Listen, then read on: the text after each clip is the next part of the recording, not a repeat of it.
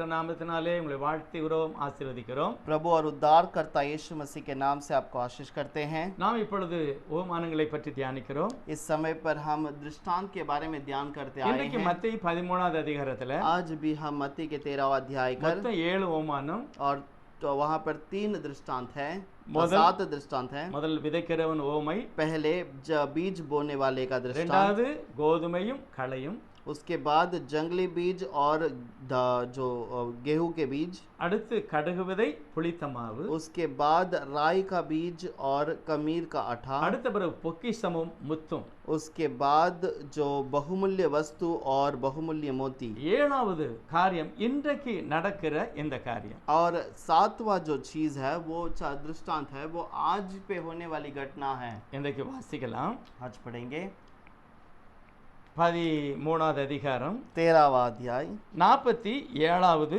வசனம். 47वां वचन। நான் வாசிக்கிறேன். அன்றியும் फिर பரலோக ராஜ்யம் स्वर्ग का राज्य கடலிலே போடப்பட்டு उस बड़े जाल के समान சகல விதமான மீன்களையும் और जो समुद्र में डाला गया और सब प्रकार की मछलियां, சேர்த்து வாரிக்கொள்ளும் வலைக்கு ஒப்பா இருக்கிறது. मछलियों को समेट लेने वाले जाल के समान है। கர்த்தருக்கு ஸ்தோத்திரம். प्रभु की महिमा हो। பரலோக ராஜ்யம் स्वर्ग का राज्य வலைக்கு ஒப்பா இருக்கிறது. जाल के समान है। வலை जाल, என்னது வலைய மாதிரி இருக்கு? जाल किसके समान है? பரலோக ராஜ்யம். स्वर्ग का राज्य। கடைசில ஆண்டவர் சொன்னது. और आखिर में प्रभु ने जो दृष्टांत कहा, இன்னைக்கு அந்த பரலோக ராஜ்யமாக வலையினுடைய காலத்துல தான் நாம் இருக்கிறோம். आज हम उसी जाल के अंदर है जो दृष्टांत में कहा गया है, उस आखिरी समय இந்த पे। வலையை குறித்து நாம் தியானிக்கலாம். इस जाल के बारे में हम ध्यान ஜெபம் करेंगे, பண்ணுவோம். हम ध्यान पढ़ेंगे। பரிசுத்த இயேசுவுக்கு நன்றி சொல்லுகிறோம். पवित्र प्रभु, हम आपको இந்த धन्यवाद कहते ஏழாவது हैं। ஓமானம் ये 7वां दृष्टांत பரலோக ராஜ்யம் வலை என்று சொல்லப்பட்டிருக்கிறது. प्रभु का राज्य एक जाल करके कहा गया அது உலகத்துல வீசப்படுகிறது, और वो दुनिया में उठा கடலிலே வீசப்படுகிறது. समुद्र में उंडेला गया। நல்லது கெட்டது எல்லாவற்றையும் வாரி கொள்ளுகிற வலை என்று சொல்லி वो இருக்கிறது. अच्छे बुरे सबको समेट लेने वाला एक जाल है करके ஆண்டவரே लिखा இதை है। புரிந்து கொள்ள எங்களுக்கு உதவி செய்யும். और वो प्रभु आप हमें समझने के लिए मदद அந்த कीजिए। வலைக்குள்ளேயே நாங்கள் மீன்களாக காணப்படும். और उस जाल के अंदर हम मछली के समान दिखाई दें। இயேசுவனுடைய நாமத்தில் பிதாவே, यीशु के नाम से मांगते हैं पिता, ஆமென். आमीन। கர்த்தருடைய வசனம் சொல்லுகிறது प्रभु का वचन कहता है, வலை. और वो जाल, வலை என்றால் जाल का मतलब, அது கடலிலே மீன் பிடிப்பதற்காக உபயோகப்படுத்துகிறது. और वो जाल जो है स्वर्ग वहां पर मछली पकड़ने के लिए समुद्र में उपयोग किया जाता है। எரேமியா 16:16 சொல்லுகிறது, यिर्मयाह का 16वां अध्याय 16वां वचन कहता நான் है, முதலாவது மீன் பிடிக்கிறவர்களை அனுப்புவேன். और पहले मैं मछली पकड़ने वाले को भेजूंगा। அதுதான் அப்போஸ்தலர்கள். और वही प्रेरित हैं। அடுத்து उसके बाद வேட்டைக்காரரை அனுப்புவேன். मैं उसके बाद जो शिकारी शिकारियों को भेजूंगा। அவர்களும் காடுகளிலே மலைகளிலே கன்மலைகளிலே வேட்டையாடுவார்கள். और वो भी जंगल में, पहाड़ों में, गुफाओं में वहां पर शिकार இது करेंगे। பரலோக ராஜ்யம். और ये स्वर्ग का राज्य है। சீசருடைய காலத்துல ये चेलों के समय வலையை पर போட்டார்கள். जालों को बिछाए, 3000 பேர் ரட்சிப்பு, 3000 उद्धार पाए, 5000 பேர் ரட்சிப்பு, 5000 लोग उद्धार பல पाए, ஜனங்கள் ரட்சிக்கப்பட்டார்கள். बहुत हजारों में लोग उद्धार पाए ஆனா हैं। ஆண்டவர் சொல்கிறார், लेकिन प्रभु कहता है, அடுத்து उसके बाद வேட்டைக்காரர்கள் मैं उस जो शिकारियों को भेजूंगा। இவர்கள் என்ன செய்தாங்களா? ये क्या करते हैं? கூட்டம் கூட்டமா வலையில் அகப்படல. और ये बहुत बड़े बड़े लोगों के झुंड में नहीं पकड़े गए। தெரியும், மிஷனரிகள் படாத பாடுபட்டு ஆத்துமாக்களை ரட்சிக்கிறார்கள். आप जानते हैं मिशनरी लोग बहुत तकलीफ के बीच में आत्माओं का उद्धार करते ஒரு हैं। தேவனுடைய மனுஷன் சொன்னார், एक प्रभु के सेवक ने कहा, 15 வருஷம் எங்களுடைய பிரயாசத்துல ஒரு பலனை காண முடியவில்லை. 15 वर्ष तक हमारी सेवकाई में कोई लाभ न मिला। நான் செபித்தேன், मैं प्रार्थना किया, கண்ணீர் வடித்தேன், आंसू बहाने लगा, கர்த்தருடைய சமூகத்துல போராடினேன். प्रभु के समूह में मंडराने लगा। ஆனால் இருளின் அதிகாரம் அந்த இடத்துல இருந்தபடியினால் लेकिन अंधकार की शक्तियां उस स्थान पर थी, எங்கள் इसीलिए இடத்திலிருந்து போகிற வசனத்தை ஒருவனாலும் புரிந்து கொள்ள और முடியவில்லை. हमारे पास से जाने वाला वचन को कोई समझ नहीं ஆனால் पाया। கர்த்தருடைய பிரயாசங்களை ஆசீர்வதிக்க ஆயத்தமானார். लेकिन प्रभु उनके मेहनत जगत को आशीष करने के लिए तैयार இன்று हुआ। அநேக ஆயிரமான ஆத்துமாக்களை கர்த்தர் தந்திருக்கிறார். आज जब हजारों हजारों सेवकाई के हमको दिया है, இப்படி அவருடைய சாட்சி. और ऐसा एक ஆனா गवाही है। ஏழாவது ஓமானம் வலைக்கு ஒப்பாயிருக்கிறது. लेकिन सातवां दृष्टांत उस जाल के समान है, இந்த வலை கடலிலே போடப்படுகிறது. और ये जाल जंगल जो समुद्र में बिछाया गया, இந்த வலைக்குள்ள எல்லாமே வருகிறது. और इस जाल के अंदर सब कुछ आ जाता है। வலை என்பது என்னது? பரலோக ராஜ்யம். और जाल जो है वो स्वर्ग का राज्य பரலோக है, ராஜ்யம் என்றால் பரிசுத்த ஆவியானவர் ஆளுகிற ஒரு இடம். और स्वर्ग का राज्य मतलब प्रभु राज्य करने वाला एक நான் स्थान। புரிந்து கொள்ள வேண்டும். हमें समझना है। மத்தேயு 25:1 சொல்லுகிறது, मत्ती का 25वां अध्याय 1 कहता है, பரலோக ராஜ்யத்தை நான் எதுக்கு ஒப்பிடுவேன்? और स्वर्ग के राज्य को किसके साथ में जोड़ूं? அது 10 கனிகளுக்கு और ஒப்பாயிருக்கிறது. वो 10 स्त्रियों के समान है, பரலோக ராஜ்யம் 10 கன்னிகை. और स्वर्ग का राज्य 10 कन्याओं के அதுல रूप में है। 5க்கு புத்தி இருக்கு, 5க்கு புத்தி இல்ல. वो 5 को बुद्धि है, 5 निर्बुद्धि है। பரலோகத்துல அல்ல, स्वर्ग- பூலோகத்துல கிறிஸ்தவ மார்க்கத்துக்குள்ளாக. और स्वर्ग में नहीं बल्कि स्वर्ग के राज्य में, इस पृथ्वी के अंदर। ஆண்டவருடைய பிரசங்க நாள்ல ஒரு காரியம் சொல்றாரு பாருங்க. प्रभु अपने प्रचार के समय पर कुछ बात को மலை कहता है। பிரசங்கத்துல ஒரு வசனத்தை சொல்றாரு 5வது அதிகாரத்துல. उस पहाड़ के प्रचार पे प्रभु कुछ बात को बताता है 5वें अध्याय पर। 16:5-16 मत्ती का 5:16 में ஆண்டவர் சொல்கிறார், प्रभु कहता है, ஆகையால் इसीलिए அவர் என்ன சொல்றாருன்னா, நான் இவ்வளவு நேரம் உங்களுக்கு பிரசங்கம் பண்ணியிருக்கேன், वो कहता है, अब तक मैंने तुम्हारे बीच में प्रचार किया, நியாய பிரமாணத்தையோ தீர்க்க தரிசனத்தையோ அழிக்கதல்ல, அது நிறைவேற்றதான் போகிறேன். और मैं व्यवस्था को वहां पर नाश के लिए नहीं बल्कि उसको परिपूर्ण करने के लिए நியாய आया, பிரமாணம் அழியாது, और व्यवस्था नाश न होगा, சத்திய வசனம் அழியாது, सत्य वचन नाश न வானம் होगा, பூமி ஒளிஞ்சாலும் என் வசனமும் ஒழியாது. आकाश पृथ्वी टल जाएगी, मेरा वचन न टलेगा, ஆனால் लेकिन 19வது வசனம் பாருங்க. सो 19वां वचन देखिए। இந்த கற்பனைகள் எல்லாவற்றிலும் अब ये जो ज्ञान की सारे बातों के अंदर சிறிதொன்றாகிலும் மீறி छोटी सी छोटी आज्ञा को भी तोड़कर அவ்விதமாக மனுஷனுக்கு போதிக்கிறவன் और उस पे से छुपाकर मनुष्य को प्रचार करने பரலோக वाला, ராஜ்யத்தில் எல்லாராலும் சிறியவன் எனப்படுவான். वह स्वर्ग के राज्य में सबसे छोटा कहलाएगा। இவைகளை கை கொண்டு போதிக்கிறவனோ और इनका प्रचार करने वाला, इनका பரலோக ராஜ்யத்தில் स्वर्ग के राज्य में பெரியவன் எனப்படுவான். महान कहलाएगा। பரலோகத்துல அல்ல, பரலோக ராஜ்யத்தில். और स्वर्ग में नहीं बल्कि स्वर्ग के राज्य में। அங்க பெரியவனும் சின்னவனும் கிடையாது. और क्योंकि स्वर्ग में कोई बड़ा कोई छोटा नहीं, அங்க ஒருவனுக்கு மதிப்பு ஒருவனுக்கு மதிப்பில்லை என்பது கிடையாது. और वहां पर किसी का आदर या किसी का अनादर करके பரலோக नहीं। ராஜ்யம்ங்கிறது ஒரு ஆளுகை.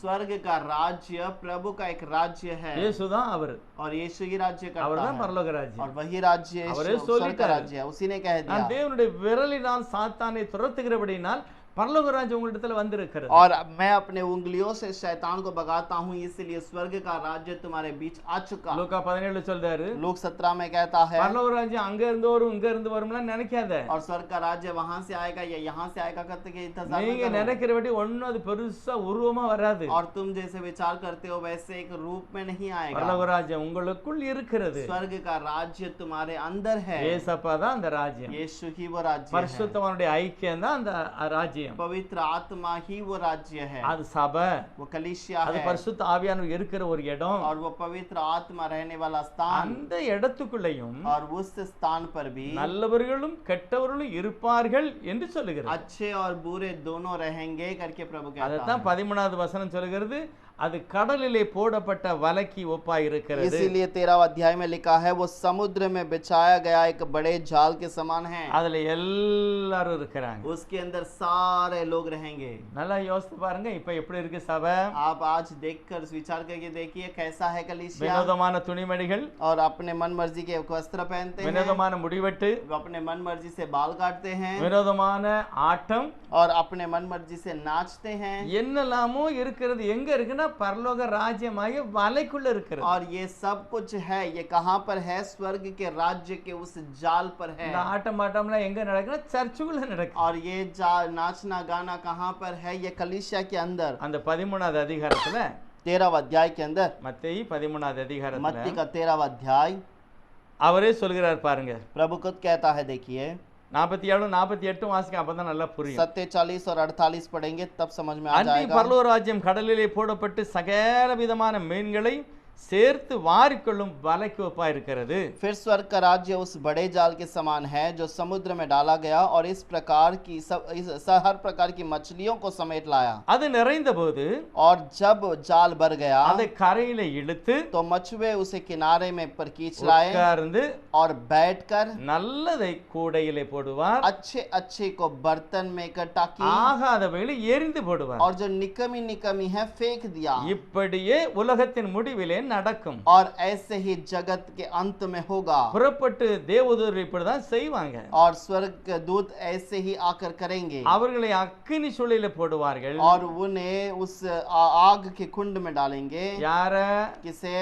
மீன் இல்லாதவைகளை. और जो मछली नहीं है। நல்லவைகளை ஆண்டவர் கூடையில போடுவாராம், பரலோகத்துக்கு கொண்டு போவாரு. और अच्छों को वो वहां पर बर्तन में डालेगा। ஆகாதவைகளை எரிந்து போடுவார். और जो निकमी निकमी है फेंक देगा। அதை அழுகையும் பற்கடிப்பும் உள்ள நரகத்துல போடுவார். और वो आंसू बहाने वाले दांत पीसने वाले नरक पे डालेगा। இப்படிதான் இருக்கும் எப்போ கடைசி கால சபைகள். ऐसा ही होगा आखिरी समय के कलीसिया पर। அதனாலதான் இப்ப சர்ச்சுக்குள்ள ஒரே குழப்பம். और इसलिए चर्च के अंदर बहुत गड़बड़ी है। முக்கியமான புள்ளிகள் வேற ஒரு கையில இருந்து இயங்குகிறார்கள். और बहुत मुख्य लोग दूसरों के हाथ के अधीन में रहकर काम करते हैं। ஊழியக்காரனுடைய கண்ட்ரோல்ல சபை அல்ல, और सेवकों के हाथ के अधीन में कलीसिया नहीं।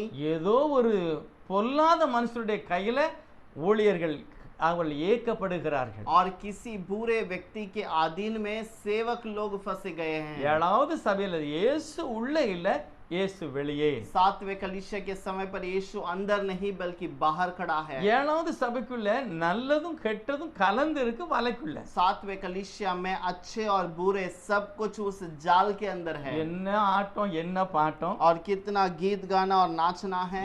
அப்பா இவங்க எல்லாம் அடிக்கடி மேல போயிட்டு வரவங்க. और ये सब बार बार ऊपर जाकर आने वाले என்னென்ன கிரியெல்லாம் பண்ணுவாங்க பாருங்க. ये क्या क्या कार्य करते हैं देखिए। பயங்கரமான காரியம்லாம் பண்ணுவாங்க. ये बड़े बड़े कार्य करते हैं।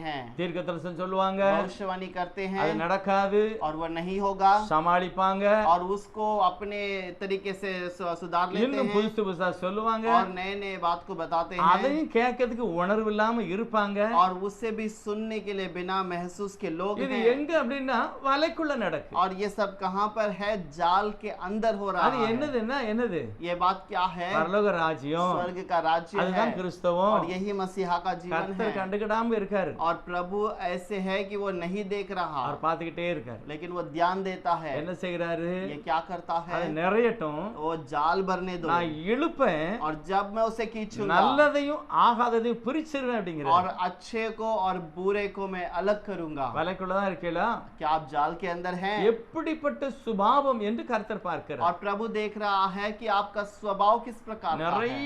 நிறைய பேர் அவங்களுடைய காரியங்களை அங்க கொண்டு வருவாங்க. बहुत सारे लोग अपनी बातों को वहां ले आते हैं। அவங்க தான் கொண்டு வருவாங்க. वही लोग ले आते हैं। ஒரு முறை ஒரு சபையில ஒரு தேவனுடைய மனுஷன் சொன்னார், एक बार कलीसिया में एक प्रभु के व्यक्ति ने कहा, 16 வயசுல நான் ரட்சிக்கப்பட்டேன், मैं 16 उम्र में उद्धार पाया, கர்த்தர் என்னை ரட்சித்தார், प्रभु ने उद्धार दिया, ஆண்டவருடைய கிருபையினாலே என் இருதயம் முழுதுமாய் நான் ஒப்பு கொடுத்தேன், और मेरे पूरे मन से मैंने प्रभु को अर्पण कर दिया। முழுசு வேதாகம் எனக்கு தெரியாது, पूरा कलाम तो मैं नहीं जानता ஆனால் था, கர்த்தர் என்னை பிடித்துக் கொண்டார். लेकिन फिर भी प्रभु ने मुझे पकड़ ஆனா அந்த लिया। சபையில இருந்த ஜனங்கள், लेकिन उस कलीसिया में रहने वाले தேவனுக்கு लोग பயப்படாதவர்கள், प्रभु के भय नहीं मानते, வட்டிக்கு கொடுக்கவன், और वो जो दूसरों को ब्याज में पैसे देने சாராய वाले, கடை வச்சிருக்கவன், दारू का दुकान रखने वाले, இப்படிதான் இருப்பாங்க. ऐसे ही रहते हैं। அவங்களை எதுக்க முடியாது. उनके विरोध में नहीं रह सकता। எதிர்த்தா அவங்கள இந்த ஊழியக்காரரை மாத்திடுவாங்க. और अगर उसके विरोध में खड़े रहो तो सेवक को बदल देंगे। இதெல்லாம் சமாளிச்சு தான் ஊழியர் செய்வார். अब ये सब को मिलजुल कर ही सेवक को काम करना पड़ता है। நடந்த ஸ்டோரி. ये एक हुई अच्छी घटना है। ஒரு நாள் ஒருவர் வந்தாராம். एक बार एक व्यक्ति आया, ஐயா சபையில சொல்லிருங்க வருகிற திங்கட்கிழமை எங்க சாராய கடை ஓபன், நீங்க தான் வந்து ஜெபக்கூட்டம் வைக்கணும். और एक व्यक्ति ने कहा कि आने वाले सोमवार को मेरे दुकान का उद्घाटन है, उस दारू के दुकान को आप ही प्रार्थना करके खोलेंगे। ஒண்ணும் சொல்ல முடியாது. आप कुछ कह नहीं सकते, ஏன்னா அவர் இதுல தான் ஓடிக்கிட்டு இருக்கு. क्योंकि उनके दम से ही कलीसिया चलता है। அநேக ரட்டு வட்டிக்கு வாங்கியிருக்காங்க, बहुतों से उन्होंने पैसे लिए அநேகர் हैं। சாராய கடைக்கு போவாங்க. बहुत सारे लोग दारू के दुकान में சபைக்குள்ள जाते हैं। பொல்லாதவன் கிரியை செய்கிறான். कलीसिया के अंदर बुरा व्यक्ति कार्य करता है, அதுதான் வலை. और यही तो जाल है। அது உள்ளே நல்லதும் இருக்கு கெட்டதும் இருக்கு. और उसके अंदर भला और बुरी चीज है। ஊழியக்காரர் சொன்னார், ஐயா வந்துருதேன். सेवक ने कहा भाई मैं आता हूँ। ஏன்னா அவர் சொல்ல முடியாது, वो कह नहीं सकता ஏன்னா அவருடைய செல்வாக்கு மேல வர இருக்கு. क्योंकि उसका जो हक है वो ऊपर तक पहुंची அலோன்ஸ் है பண்ணியாச்சு. और उसे कह दिया। காலையிலே ஊழியக்காரர் வந்தாராம். सुबह वो सेवक आया। இந்த புதியதாக ரட்சிக்கப்பட்ட மனுஷன் இருக்கான் பாருங்க, ये नया जो उद्धार पाया हुआ व्यक्ति है, அவருக்கு நிறைய பைபிள் தெரியாது, ஓரளவு தெரியும். उसको बहुत अच्छा वचन नहीं जानता था, थोड़ा बहुत जानता था। தம்பி ஒரு இக்கட்டான நிலையில இருக்கேன், प्रभु भाई मैं बहुत एक कठिन परिस्थिति में இன்னைக்கு சாயங்காலம் 6:30 மணிக்கு சாராய கடையில் ஜெபக்கூட்டம், आज शाम को दारू का दुकान का उद्घाटन है। அது பிரியம் இல்ல நான் சொல்ல முடியாது, और वो प्रभु के लिए प्यारा तो नहीं, मेरे लिए भी नहीं, लेकिन मैं बोल नहीं அதனால सकता। நான் பெரிய ஆளு கூப்பிடுறதான்னு போயிருந்தேன். और मैं बड़े लोग बुलाते हैं करके मैं चला நீ जाता हूँ। எப்படியாவது அங்க போய் பாட்டு படிச்சு எதையாவது பண்ணி அதை முடிச்சிரு. और तू कैसे न कैसे वहां जाकर उसको गीत गाकर उसका उद्घाटन कर। இவர் சொன்னாராம், சரி. ये भाई ने कहा ठीक है। ஜெபம் பண்ணாரு போய், जाकर प्रार्थना ஆண்டவரே किया சாராய கடையில் என்னத்த பிரசங்கம் பண்ண, और हे प्रभु उस दारू की दुकान में मैं क्या प्रचार करूं। என் பொறுப்புல வந்துட்டு मेरे वो आधीन में आ गया। நல்லா ஜெபம் பண்ணாராம். अच्छा प्रार्थना किया। நேர சாயங்காலம் இருந்து 6 மணிக்கு போறான்னு சாராய கடையில் அங்க எழுதியிருக்கு, அங்க என்னையின் ஆனந்தம் பாட்டு பாடுது. और वहां पर दारू का दुकान खुलने के समय पर वहां पर स्पीकर में गाना चल रहा है, कितनी खुशी है कितनी खुशी है। இவர் இங்கிருந்து போனாராம், और वो वहां पर गया, ஒரு 2 பாட்டு படிச்சாங்க, 2 गीत गाए இவர் வசனத்தை எடுத்து பிரசங்கம் பண்ணணும். और ये उठकर वहां पर खड़े रहकर प्रचार இவர் करने சொன்னாரா, लगा। 10 வார்த்தைகளை வாசித்து விட்டு திரும்ப நான் செய்து கொடுக்கிறேன். और उन्होंने कहा 10 बात को मैं पढ़ लूंगा, उसके बाद मैं प्रचार करूंगा। நேர உபாகம் 28 व्यवस्था विवरण का 28 16 இருந்து வாசிக்க ஆரம்பிச்சான். 16 वचन से पढ़ना शुरू किया। இந்த வார்த்தையின்படி நடக்காதவன் எவனோ, और इस वचन के अंदर अनुसार जो नहीं चलता वो அவன் ஒண்ணுக்குமே உதவ மாட்டான். वो किसी बात का लायक न 7 रहेगा। மடங்கு அவனுக்கு மேல ஆக்கின வரும். और उस पे 7 गुना दंड आएगा। அவன் இருந்தாலும் சாபம் தான், போனாலும் சாபம் वो தான். रहेगा तो भी श्राप है, मर जाएगा तो भी श्राप இந்த है। வார்த்தைகளை வாசிக்க ஆரம்பிச்ச உடனே சாராயக்காரனுக்கு பயங்கர டென்ஷன். और ये वचनों को पढ़ने के बाद उस दारू की दुकान वाले को बहुत गुस्सा உன் आया। ஜெபமும் வேண்டாம், உன் வேத வாசிப்பும் வேண்டாம், ஜெப கூட்டம் வேண்டாம், ஓடி போன்னு விரட்டிட்டார். और तेरा प्रार्थना भी नहीं चाहिए, तेरा वचन भी नहीं चाहिए, चला जा करके भगा दिया। அன்று சாயங்காலத்துல கர்த்தர் அந்த சாராயக்காரனுக்கு ஒரு நியாய தீர்ப்பை கொடுத்தார். और उसी रात को प्रभु ने उस दुकानदार को उसको एक दंड दिया। நாம் கவனமாய் இருக்க வேண்டும். हमें ध्यान से रहना। வலைக்குள்ள தான் இருக்கிறோம், हम जाल के अंदर ही தேவன் हैं। கிருபையா தான் இருக்கிறாரு. प्रभु अनुग्रह से ही देखता ஆனால் है। நல்லவைகளை தேவன் பிரிக்க போகிறார், लेकिन अच्छे से अच्छे को प्रभु अलग करेगा ஆகாதவைகளை தேவன் பிரிக்க और போகிறார். व्यर्थ की बातों को प्रभु दूर करेगा। இதுதான் ரொம்ப முக்கியமான ஒரு காலம். यही एक बहुत ही मुख्य समय है, எல்லாம் நமக்கு தெரியும். हमें ठीक से पता है। இதே வலை அப்படிங்கிற பேர்ல अब इसी जाल ऐसे इस नाम से லூசிபரும் ஒரு வலை வச்சிருக்கான் பாருங்க, और लूसीफर भी एक जाल को रखा है, அதுதான் நெட், और वही इंटरनेट है, அதுதான் இன்டர்நெட். वही इंटरनेट है। அதுக்குள்ள என்னெல்லாம் இருக்கு? उस जाल में क्या क्या चीजें ஏ हैं। அப்ப எத்தனை செய்தியாளர்கள் செய்தி கொடுத்திருக்காங்க, कितने बड़े बड़े उपदेशक संदेश दिए हैं। எல்லா பிரசங்கமும் அந்த நெட்ல இருக்கு. सब संदेश उस इंटरनेट पर है। லூசிபருக்கு தெரியும், लूसीफर भी जानता ஓ है இயேசுவான ஒரு பரலோக ராஜ்யமாக வலைய வச்சிருக்கிறாரா, यीशु मसीह स्वर्ग का राज्य का उस जाल को रखा है। நானும் வலைய வைக்கேன். मैं भी जाल बिछाता हूँ, அவனும் நெட்டை வச்சுட்டான். उसने भी जाल बिछा இப்போ दिया। 2 பேருக்கு ஒரு போட்டி. अब दोनों के बीच में एक இயேசு लड़ाई। பரலோக ராஜ்யமாகிய சபையை உலகத்திலே வலைய अब வைத்திருக்கிறார். यीशु मसीह स्वर्ग का राज्य का उस जाल को दुनिया में रखा है, பிசாசும் நெட் இன்டர்நெட்ங்கிற ஒரு வலைய வச்சிருக்கிறான். और उस शैतान भी इंटरनेट करके उस बड़े जाल को அது रखा है। உள்ளுக்குள்ளேயும் எல்லாம் இருக்கு, और उसके अंदर भी सब कुछ है, நல்லது இருக்கு கெட்டது இருக்கு. अच्छा भी है बुरा भी है। ஆண்டவர் சொல்றார் இங்கேயும் அப்படிதான் இருக்கு. और प्रभु कहता है ये मेरे जाल में भी वैसा ही है, உலகத்தில் உள்ள சர்ச்சுக்குள்ள இந்த மாதிரி தான் और இருக்கு. चर्च के अंदर भी इसी प्रकार है। கர்த்தர் சொல்றார், கோபத்தோட சொல்கிறார், प्रभु क्रोध से कहता है நிறையட்டும், वो भर जाने दो। கண்டிப்பா இழுத்து கரையில இழுத்துக்கிட்டு और जब मैं उसे वहां समुद्र के उसे समुद्र से बाहर खींचूंगा, நல்லதெல்லாம் நான் கூடையில போடுவேன், और अच्छे अच्छे को मैं बर्तनों में डालूंगा, ஆகாதவெல்லாம் எரிந்து விடுவேன். और निकमी निकमी को फेंक दूंगा। உலகத்தின் முடிவில் இப்படிதான் நடக்கும். दुनिया के अंत में यही होगा। நான் எப்படிப்பட்டவனாய் मैं இருக்கிறேன், किस प्रकार का हूँ। தேவன் என்னை சேர்த்து கொள்வாரா எரிந்து விடுவாரா? प्रभु मुझे इकट्ठा करेगा या दूर करेगा। உணர்வில்லாத ஒரு இருதயம். बिना किसी महसूस के हृदय। உபாகமத்துல व्यवस्था विवरण पर 28வது அதிகாரத்துல 28वां अध्याय के अंदर 34வது வசனத்துல கர்த்தர் சாபத்தை பற்றி சொல்லுகிறார்.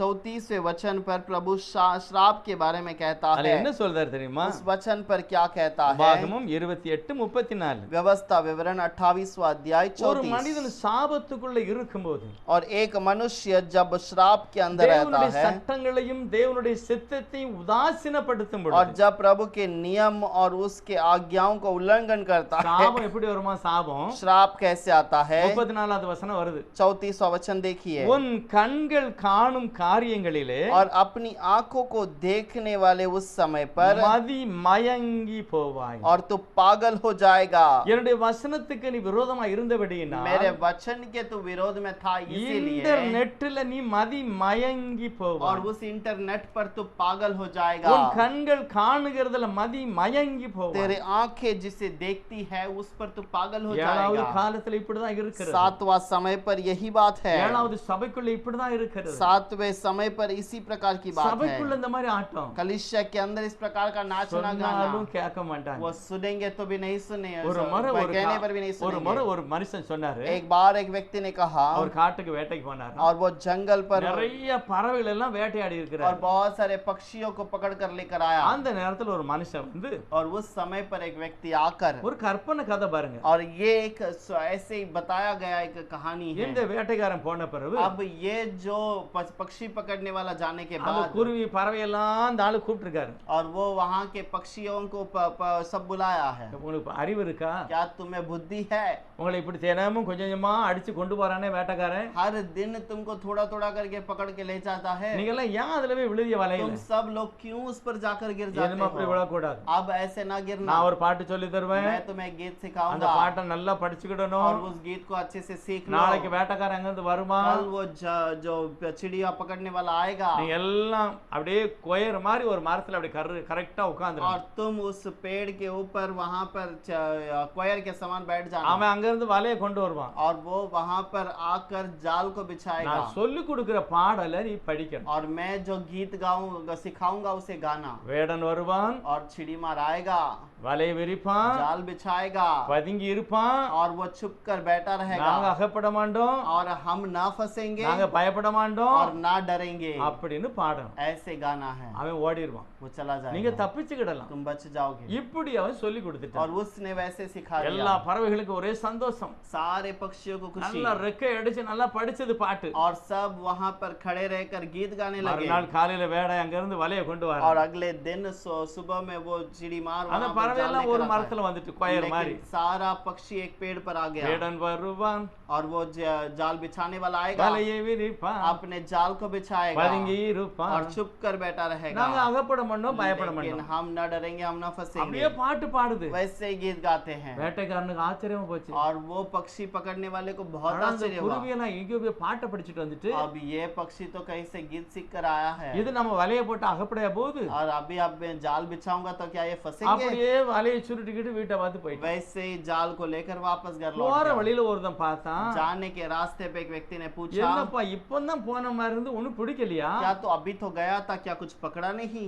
எல்லை சொல்லுவேன், அந்த குருவி எல்லாம் ஒரு பாட்டை படிச்சுக்கிட்டு இருக்கு. और मैं क्या कहूँ, वहाँ पर पक्षी गीत गाती है। வேடை வருவான், वो जाल बिछाने वाला வலையை आएगा, விரிப்பான், जाल बिछाएगा, அவன் பதுங்கி இருப்பான். वो छुप कर बैठेगा, நாங்க அகப்பட மாட்டோம், ना हम फंसेंगे நாங்க பயப்பட और மாட்டோம் ना हम அப்படின்னு डरेंगे। பாடுதுப்பா. वैसे वो गा रहे हैं, அதனாலதான் நான் வந்துட்டேன். इसीलिए मैं खाली हाथ लौटा। அவன் சொன்னானா, அட பைத்தியக்காரா, उसने कहा, ये पागल व्यक्ति, அது அப்படிதான் பாடும், वो गीत तो वैसे ही गाता நீ போய் रहेगा, வலையை போடு. तू जाकर अपने जाल அப்படியே को बिछा। உட்கார்ந்தானா, वैसे ही இவன் जाकर அங்க बैठ இருந்து जा। வலையை கொண்டு வரான். और फिर से ये जब जाल लेकर மறுபடியும் இந்த आया, பறவைலாம் ஒரே கூட்டமா ஒரே கொயரா வந்துட்டு और फिर से ये पूरे पक्षियां एक அவன் साथ झुंड அப்படியே में आ गया। வாரான். वो वैसे आया, வேடன் வருவான்னு பாடுது. और वो वहां पर जाल बिछाने वाला आएगा, அப்படியே कैसे வலையை गाता है? விரிக்கான். वो जाल बिछाया, வலையை விரிப்பான்னு பாடுது. और वो ये भी गाता है कि जाल बिछाएगा, அப்படியே இறைய போடுதான். और वो उसके बीच में दाने डाला, அப்படியே பதுங்கி எடுத்துட்டான். वो वहां पर छुप कर எல்லா बैठा, குருவியும் மறுபடியும் பாடுது. और सब पक्षी गीत गाने लगा। அவன் ஓரமா உட்கார்ந்துட்டான். वो जाकर बैठ இந்த गया, பாட்டு படிச்சுக்கிட்டே அப்படியே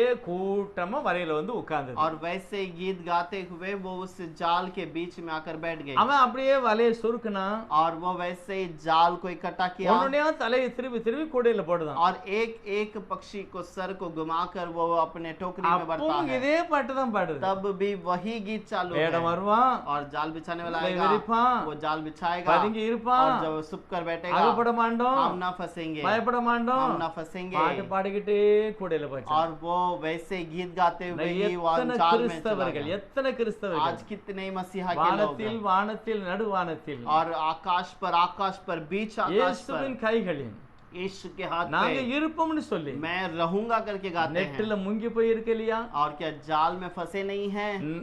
நரகத்துக்கு போகும்போது இந்த பாட்டை தான் படிச்சிட்டு போறான். और नरक के और जाने के समय पर भी इसी का गीत को गाते இயேசுநாதர் हैं। கடைசி 7வது ஓமானத்தில் சொல்லுகிறார், यीशु मसीह ने 7वें दृष्टांत में ठीक से कह என்னுடைய दिया, ராஜ்யம் வலைக்கு ஒப்பா இருக்கு. मेरा राज्य जाल के समान அது है। கடலிலே போடப்பட்ட வலை. वो जाल समुद्र में बिछाया அது गया के பரலோக समान, ராஜ்யம். वो स्वर्ग का राज्य है। அதுக்குள்ள நல்லதும் கெட்டதும் उसके இருக்கிறது. अंदर अच्छे और बुरे दोनों हैं। நல்லதையும் கெட்டதை நான் பிரிக்க போகிறேன். अच्छे और बुरे को मैं अलग करने அந்த वाला வசனத்தை हूं। வாசிக்க போறோம். उस மத்தேயு वचन को 13வது पढ़ेंगे, அதிகாரத்துல मत्ती का 13वां अध्याय।